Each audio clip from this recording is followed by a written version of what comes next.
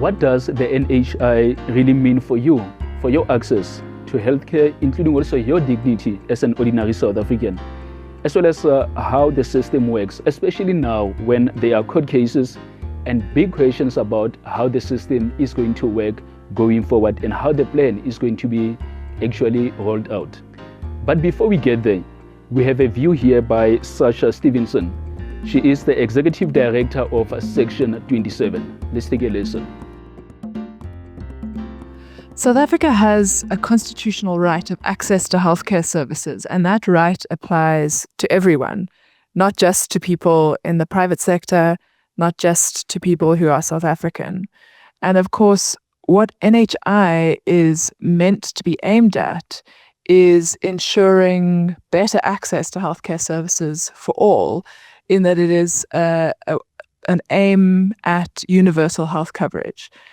And universal health coverage is doing just that, ensuring that everyone is covered for their health needs, regardless of how much they are able to pay or where in the country or in the world they are. And so in that aim, NHI is very noble. The problem comes in with the way that the NHI Act is drafted and framed. And we have some concerns about whether it will, in fact, be able to ensure better realization of the right of access to healthcare services. Because if you have an NHI fund, the board members of which are all appointed by one person, essentially the Minister of Health, and if you have advisory committees that are all appointed by the same person, the Minister of Health, and if you have structures in which there is no participation of healthcare users, there's a real risk that people within the public health system are not represented in the decisions made by the NHI fund. And that fund is supposed to be applying money to realize their rights. There's a real risk there that where all of the funding for health goes into one place, the NHI fund, and it's badly governed, or it's inadequately governed, that there will be a reduction in access to healthcare services. That's a big concern. There's also big human rights concerns when it comes to transparency of information. We've seen that health is a real hub for corruption, and that's because there are so many contracts that are signed. Health is a big area for procurement. And we've seen the skinny jeans scandals, we've seen the digital vibes scandals, we've seen various other examples of wide-scale corruption that significantly limits access to healthcare services. And the NHI Act, rather than ensuring more transparency that's particularly needed because NHI increases the amount of procurement that happens in the healthcare service, instead of doing that, it fails to provide for transparency. And so there's a real risk again that the misuse of funds won't be seen until it's too late. And we can't rely on investigative journalists who do an excellent job in exposing corruption disasters to find these kinds of disasters in time. And the third concern from a human rights perspective is provision of healthcare services to migrants. At the moment, under the law, the Constitution says everyone has a right of access to healthcare services. It doesn't exclude migrants. It specifically says that healthcare services include reproductive health services, and it says that no one may be refused emergency medical treatment. Similarly, the National Health Act makes it clear that everyone, regardless of their citizenship or their documentation status, is entitled to access primary healthcare services from the state, and they don't have to pay for those primary healthcare services based on a means test. So everyone gets means tested, and unless you're able to afford to pay fees, you don't have to do that, or unless you're on a medical aid. It also provides that pregnant and lactating women and children under the age of 6 are entitled to access all healthcare services from public hospitals and clinics. It furthermore provides for universal access to emergency medical treatment, and various decisions of the National Department of Health over the years have ensured that access to treatment for people living with HIV, antiretroviral treatment is available, whether it's at clinics or at hospitals. This is good for public health, and it's a human rights imperative. What we see under the NHI Act is a restriction of access in that most migrants will only be entitled to emergency medical treatment and treatment for conditions of public health concern. And that really means that there's a fairly significant regression in access to services. Pregnant and lactating women will no longer be entitled to access healthcare services. Primary health services won't be available to all. Treatment for HIV will not be available to all anymore. And so that's a regression. And when we have a constitutional regime that requires progressive realization of the right to health, that in itself is a human rights violation. So while the National Health Insurance Program or the National Health Insurance Act has the potential to improve access to services, there are some real health rights concerns with the Act that need to be dealt with if we are, in fact, to increase access to quality healthcare services for all, which is, of course, our constitutional obligation. Mark Heywood is a leading voice in South Africa's health justice movement. As co-founder of the Treatment Action Campaign and Section 27, he has been instrumental in securing life-saving HIV treatment and defending their constitutional right to healthcare. He was the founding editor at Maverick Citizen, and through his writing and activism, he is continuing to expose health inequalities and advocate for ethical leadership and governance in public health. Thank you so much for joining us, Mark, on the show. Now, our constitution in South Africa says that everyone has the right to access healthcare. Maybe let's speak about that as an ordinary South African who's currently using a public clinic, a public hospital. What does that even say?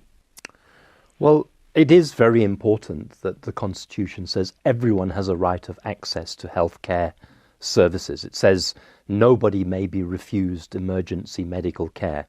And when it comes to children, it says every child has the right to basic healthcare services. Now, in our country, we have 60 million people. The vast majority of people in this country, for reasons to do with history and so on, are very, very poor. And we also have a problem that we're a country which has an above average level of disease and a greater than average, compared to the rest of the world, need for access to healthcare services. So this need creates a situation where people need to be able to go to primary healthcare clinics. They need to be able to go for more complex care to hospitals, and they need to live in an environment which actually protects them from disease, which promotes health. Because health is not only about the point at which we arrive at a clinic with an illness or a hospital with an illness, it's what we do to prevent disease. Absolutely. So there should be a complex system. The Constitution holds up this beautiful promise that everyone has a right of access to healthcare services, but between the promise and the reality, there's a big gap. Let's speak about that. When you speak about the reality, I'm thinking now when you say everyone should be everyone, should actually mean everyone. Do you think that people are more empowered, well empowered in making sure that they really demand this right to healthcare? Well, I think, unfortunately, most people don't know that they have a right to healthcare. Most people we know don't even know that there's a Bill of Rights or that it says something about health. So a lot of what I have done over the years is how do we empower people to understand the healthcare system and what they are entitled to within the healthcare system. Yeah. What kind of questions should people be asking in terms of access to healthcare going forward? Because the bill is there, the act is there, but going forward, what kind of questions should we be asking as ordinary South Africans in relation to how it is going to work for us? Well, I don't want to go to the bill just yet. The fact of the matter is that if a person goes into a clinic, they have a right to expect that there will be a nurse, that the clinic will be clean, that it will have enough medicines, that it will have the necessary medical equipment, that they will be seen, that if they have an illness, that illness will be diagnosed. If there is an illness that requires further care, that further care will be provided. if they need to go to a hospital, that they will be referred upwards in the healthcare system so that they get the necessary hospital care. Now, the problem is, in our public healthcare system at the moment, for many people that doesn't happen. They wait in very, very long queues. Sometimes at the end of waiting for very, very long queues, they find that the right medicines are not available. Sometimes they find there isn't a doctor, or sometimes they get a life-threatening diagnosis like cancer, and they're told that there's nothing we can do to treat your cancer for maybe a year. You must go onto a waiting list, and that is the challenge. The challenge is to make sure that whenever a person, wherever they are, whoever they are, how rich or how poor they are in South Africa, when they need health care, the moment they step into a health facility, that need is met. And that has to be our aspiration. We're a country that spends, a lot of money on health. I think it's something like close to 650 billion rand per annum. So at the moment, the problem isn't the money that is available. The problem is the way the system is structured. And the way the system is structured is that it's creating a lot of inequality. I hear you. Now, earlier on, you mentioned that you don't want to talk about the Act as yet. Yeah. And it then makes me wonder, an ordinary South African watching us now, listening to us now, will say maybe that is the purpose, that is the main reason why we have the National Health Act coming into effect, to make sure that we fix the system that is broken. Because when I'm listening to you now, you're talking about the system that is broken. So in order for us to have the National Insurance Act, maybe let's start by fixing the little things that people are faced with on a daily when they go to local clinics. So is that maybe not the purpose of having the National Insurance Act, to make sure that we fix what has been broken? That's a very good question. And the answer is simply that yes, that is the purpose of the National Health Insurance Act. The National Health Insurance Act aims to make it possible to achieve what is known as universal healthcare. And universal healthcare essentially means that, again, wherever you are, whoever you are, if you need healthcare, you should get that healthcare. You shouldn't be prohibited or obstructed from getting healthcare because you don't have enough money. You shouldn't have money and then find that you pay so much money that it impoverishes you. So that's the overarching principle.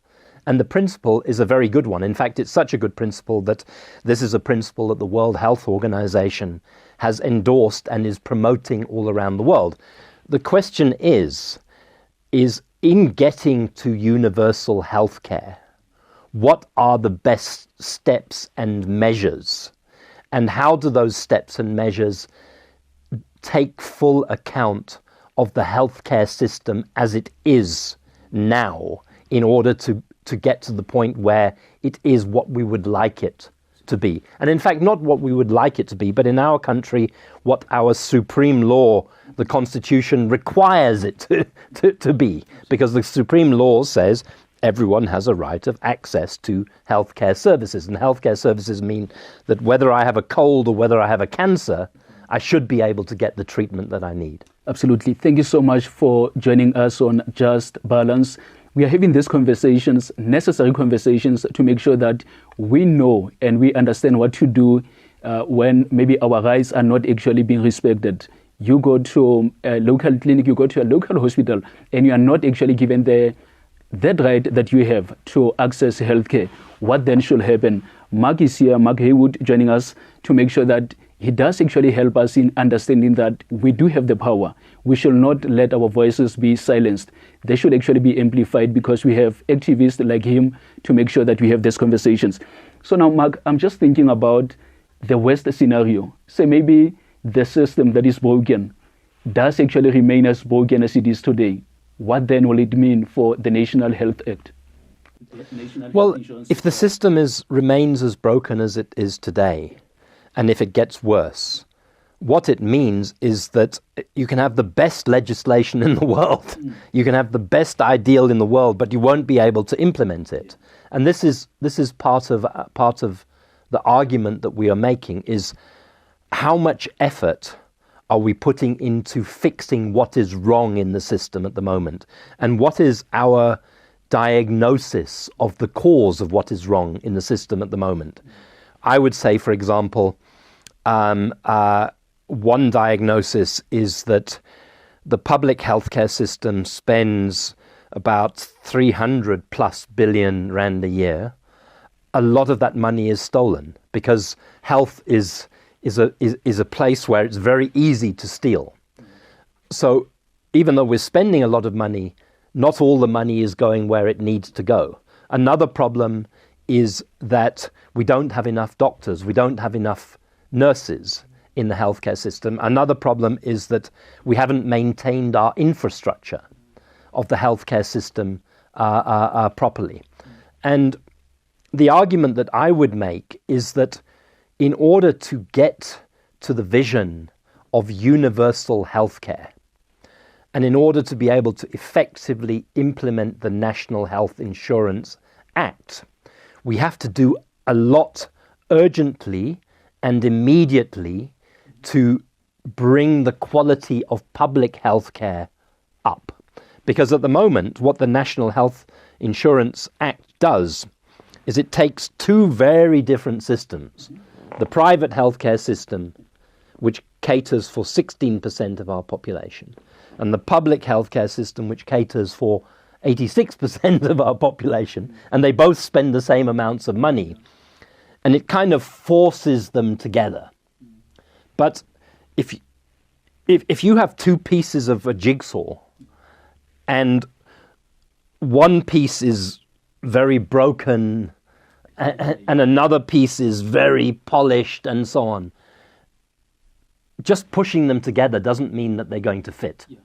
So it's what steps do we take to properly create an integrated, unitary healthcare system which is sufficiently funded that you, me, and most importantly, the people on the street outside here who may not have jobs, and remember, millions of people don't have jobs, are able to have all of their healthcare needs met. I hear you. And I'm just wondering, is it about how much we spend or what we spend that amount of money on? Look, it's more about what we spend the money on, and not just what we spend it on, but how efficiently and equally we spend the money on. I mean, health financing in South Africa is extremely distorted, to put it mildly. You know, we spend, and people commend us, what we calculate to be 8.5% of our gross domestic product on health. That's more than many countries in the world. And yet we have some of the worst outcomes of health, the highest disease burden of many countries. So that tells us that we're not getting bang for our buck. And we have to work out why we are not getting bang for our buck. Now, in an ideal world, I don't think even 650 billion rand per annum is necessarily enough. Because in an ideal world, I would like a country to be able to meet every health need of every person in the country, including for diseases that are complex, that are very expensive to treat, etc. But what I am saying is that on the basis of the quantum, the total that we spend on health at the moment, we could be achieving very much better results. It is very expensive, Mark, to access healthcare. Then you hear someone who will say that, well, I work for this particular money that I have, so I should be allowed to access healthcare at any amount that I can actually access it, and I should not be made to feel guilty compared to someone maybe who's not employed, who's unable to access healthcare. So let's speak about that. Someone who says, when I go to a private medical care center, I want to be given better services. That's the reason why I go there. That's the reason why I pay towards that. What then do you say to that person who will feel that they are actually made to feel guilty because they can afford? Well, nobody should be made to feel guilty because they have money to pay for healthcare services. You know, that's not, I don't think that is really the issue. The issue is, should they be paying such exorbitant rates sometimes for healthcare services anyway? And is the amount that they're paying equal to the value that they get for what they pay? Let's be real. I am a middle-class South African. I have a family of 4. I'm on a medical aid. I, at the moment, am paying 18,000 Rand a month for my medical aid. I can't afford to pay 18,000 Rand a month. And despite paying 18,000 Rand a month, my medical savings account is often run out after 6 or 9 months. So it's not a tenable situation. On the other hand, there are people who have no money and are completely at the mercy of the public healthcare system and what they find of the quality of the... So these are, what I guess I'm saying in this discussion is there's absolutely no question that we need to be putting our heads together on how do we create a fair and equal system that can treat everybody and that can manage disease. When I'm listening to you there, it is also about even those who can afford. You're saying that, yes, I can afford, I have a medical aid, but I don't have to be charged a lot of money towards access to healthcare. But you're also speaking about someone who is not employed, who cannot afford to say, even that person should not be made to feel that you don't pay for their services anywhere, so accept whatever you are given. Yeah, and that's that nobody should just accept whatever they're given. We're talking about something that is a right. And it's not just, the right isn't just that you have a right to enter the door of a clinic.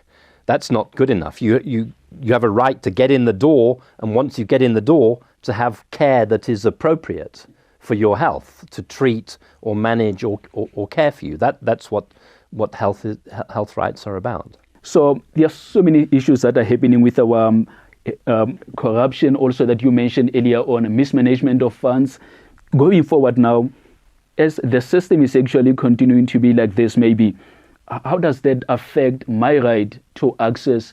You spoke about that earlier on, but I think we should once again bring back that conversation to say, if things are not actually sorted out, corruption, mismanagement, and all of that, how is that going to affect my right to this health to access? Well, the answer to that question is simple. It violates your right.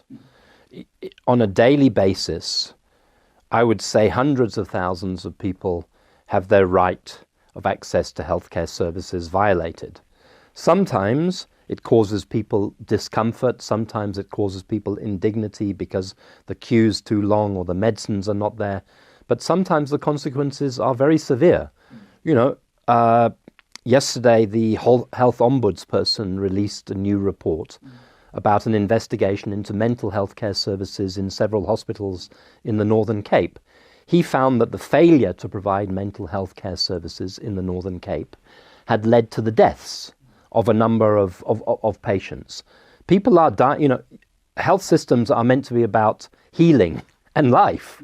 But in many instances, our healthcare systems are about death and missed opportunities to prevent and treat diseases, and that is wrong. But let me also say something, because we often talk as if all the problems are in the public healthcare system and this private healthcare system is perfect, and people need to get rid of that misunderstanding.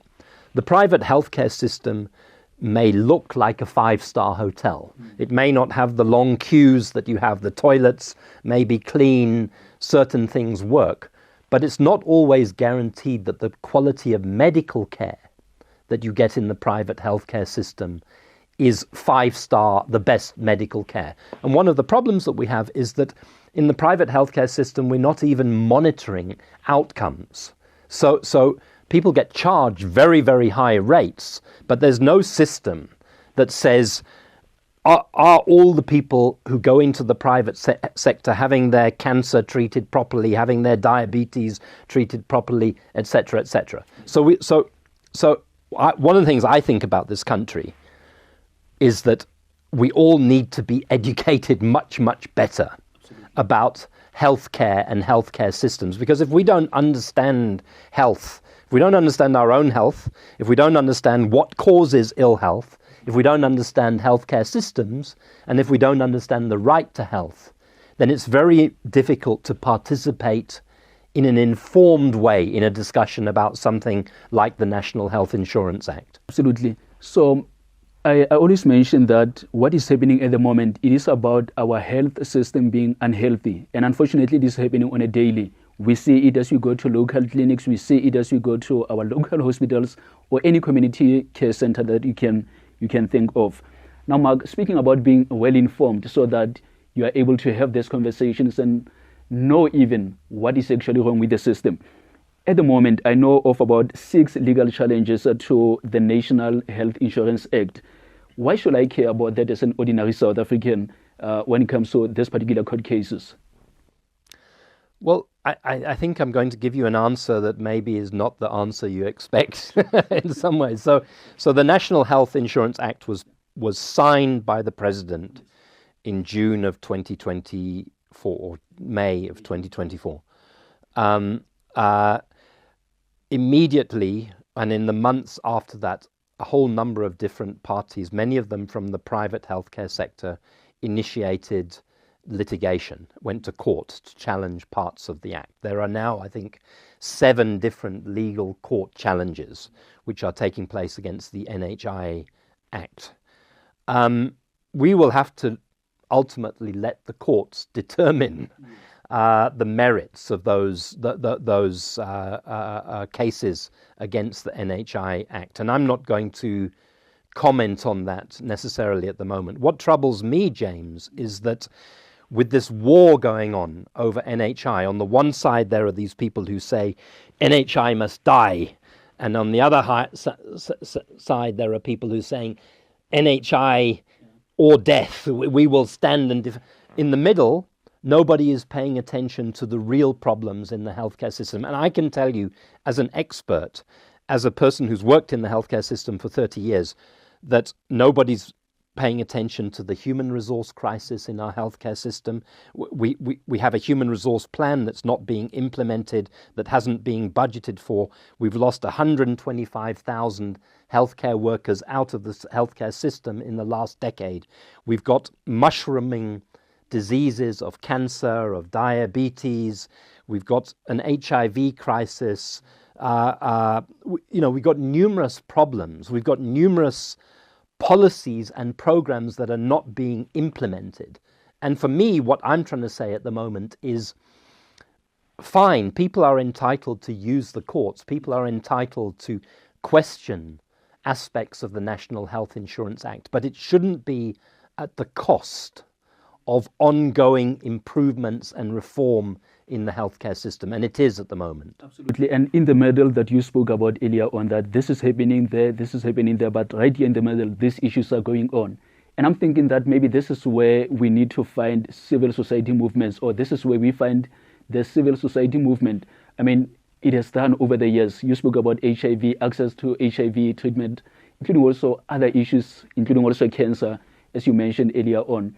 So maybe at the moment, as you speak about the National Health Insurance Act, what kind of role should the civil society movements be playing? Well, just remember about the National Health Insurance Act, and I think all listeners must remember, even if the court cases went away tomorrow morning, the National Health Insurance Act is basically about a reform to the healthcare system that is going to take 20 years to complete. It doesn't make a blind bit of difference to tomorrow or next week or the week after. And so we can have this fight, but again, I keep on saying, what are we doing about the situation that exists today? And for me, civil society, obviously it has to have a position on NHI, and mostly what people in civil society say is, look, we support the objectives of the National Health Insurance Act. In fact, in preparation for this interview, reread the National Health Insurance Act yesterday. And it looks like a beautiful piece of legislation. And it meets all of my values, it meets all of my beliefs in human rights, etc. But again, you can have something that's beautiful on paper, but whether it can work in practice and whether it misdiagnoses certain aspects of the healthcare system is another matter.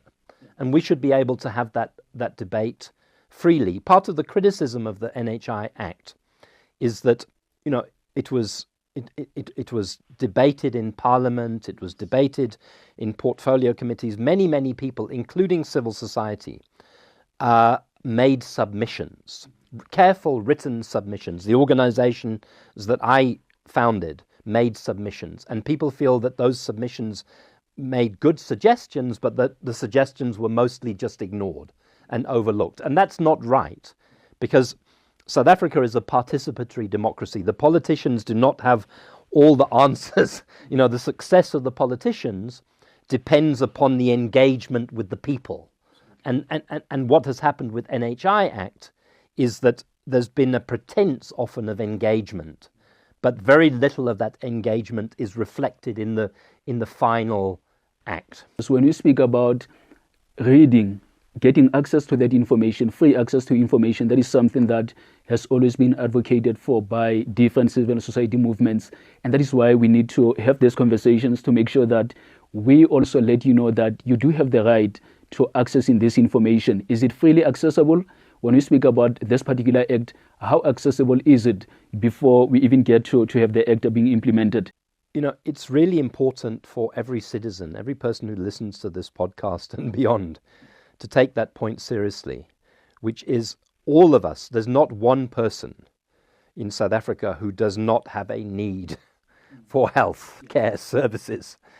All of us need to make efforts to understand health and healthcare systems and the Constitution if we are going to play a part in shaping quality healthcare. I want to give you one example.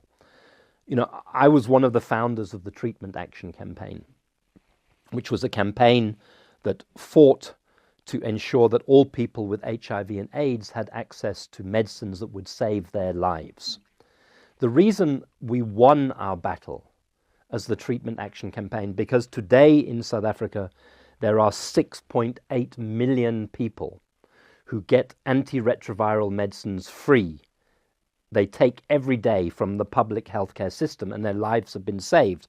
But the reason we won that battle is because every person who joined the Treatment Action Campaign was educated about medicines, about HIV disease, about their rights in the healthcare system, about intellectual property, about the Constitution, and that gave them power to engage the healthcare system. When they went to a clinic and they said, I've got this illness, it may be related to HIV, they knew the names of the medicines that they needed. So they couldn't be given the wrong medicines. They understood the healthcare system. That, in some ways, more important than debating NHI Act and so on, is having a population that understands health and the healthcare system. Thank you so much, Mark. And I'm thinking about now ordinary South Africans, because we keep on stressing about ordinary South Africans. Quite important for them to have access to information, free access to information, so that they are able to better ask necessary questions. Let's speak about that now. Are there ways that I can speak up as an ordinary South African if I feel that my rights are violated? How do I do that? Yes, first of all, it's your right to speak up. That right is protected by the Constitution. More than it being just your right, I think it's a duty to speak up. Because when I speak up about a problem I encounter, there's probably 1,000 other people encountering the same problem. So I'm helping other people by doing that. But there are also avenues that allow you to speak out. So there are non-governmental organizations like the Treatment Action Campaign, like Secion27, like the Cancer Alliance, that are advocating for people's health rights, that are making public these problems. But there are also official bodies. There's something called the Health Ombud. The Health Ombud is a position created by law, by statute, and you can make complaints to the Health Ombud, and the Health Ombud will investigate the complaints that you made.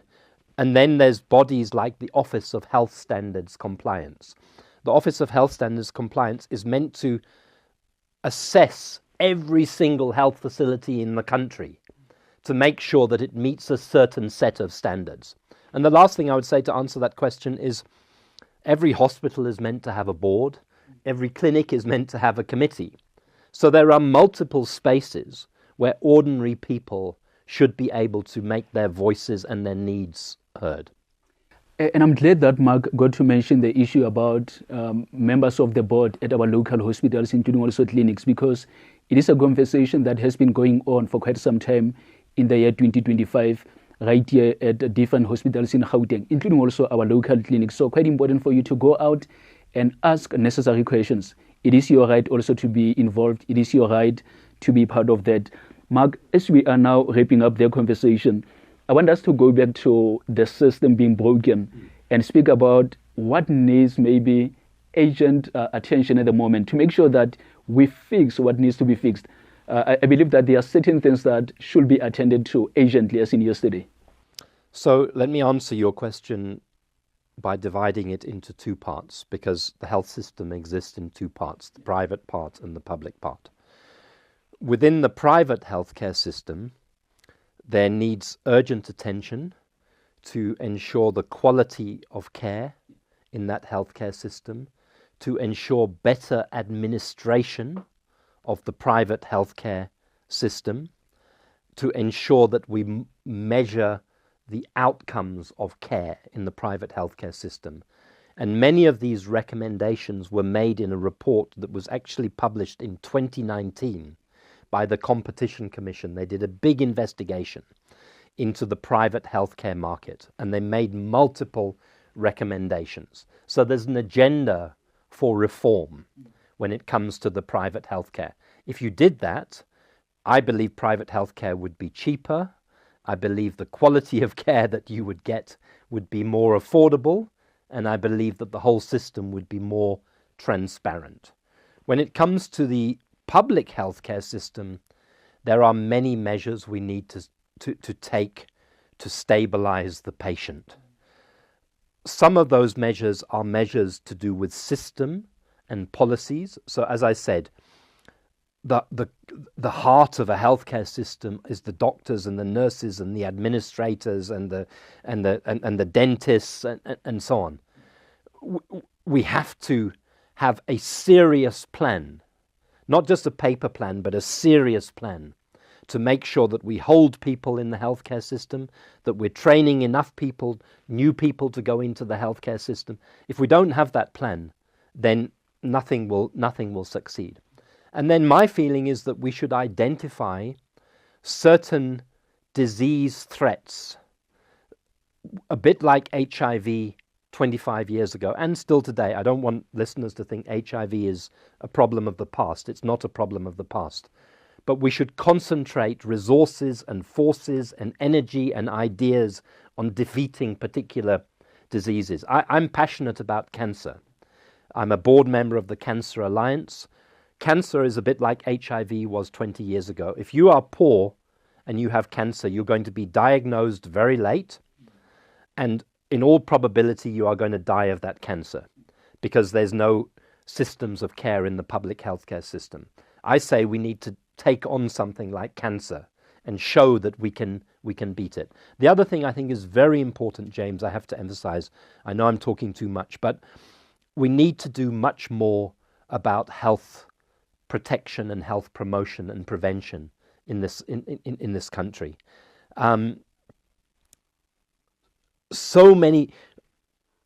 We have a flood into the healthcare system. The challenge is, can we turn that flood into a trickle? So if we educate people about health, then we prevent them from getting sick and needing to go into the healthcare system. At the moment, our kids are eating unhealthy food, which is causing obesity and causing diabetes. We have too much sugar in our sugary drinks, and people don't understand. We drink too much alcohol. We smoke too much cigarettes. We eat ultra-processed food. Acting on the environment that creates health or ill health is an intervention that is almost as important as the quality of the healthcare system itself when you need it. And sorry, I talk too much, but these are things that we can win on, that we can do in this country. That's the thing. We're not asking the impossible. We're asking to do what is actually possible and could make a difference. Absolutely. And yes, we need to have these conversations going forward. We need to talk more. Maybe one of the reasons is that we are not actually talking more. We are not speaking up more. And I'm happy that Mark got to mention this earlier on, because when I had a conversation previously with the MEC for Health in Gauteng, the MEC for Health and Wellness now, I think that particular name, Health and Wellness Department, it does speak to what Mark was saying there, to say it has to be more about wellness before you even get you to the clinic. What have you done to make sure that you don't actually end up going to the clinic to get medication? So just maybe in wrapping up, Mark, any last words from your side, anything that you may have left out that you believe is the conversation that we should be having going forward, or part of the conversations that we are having rather on social media and elsewhere? Well, my plea, James, is that we take health much more seriously than we do.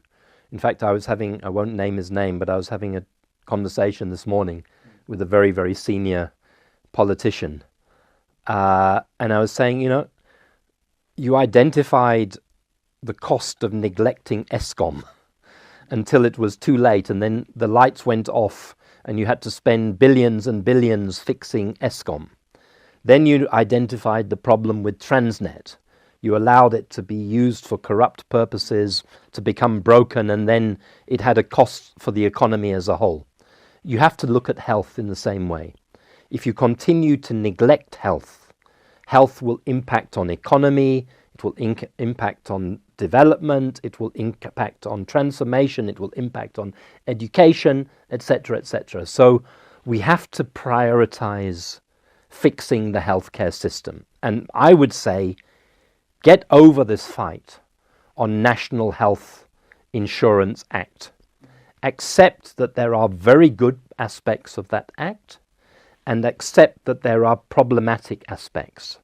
And try and meet in the middle in fixing the healthcare system, isolate the differences, identify the differences, and always measure your actions and your words by the needs of the people, particularly the poorest people, because the poorest people are usually the least healthy people and the people who are most in need of access to healthcare services. That's what if somebody said we could do that, then I'd feel like, okay, I've been a health activist for about 30 or 40 years. Now I can go and work on something else. Mark, thank you so much for having joined us for this conversation. Thank you. I've enjoyed it. Thank you very much. Thank you so much to our guests for having joined us for this important conversation. But more especially, thank you for watching and making sure that you share, you subscribe, and also invite others to join us right here on Just Balance. My name is James Seetelo. Until next time, thank you.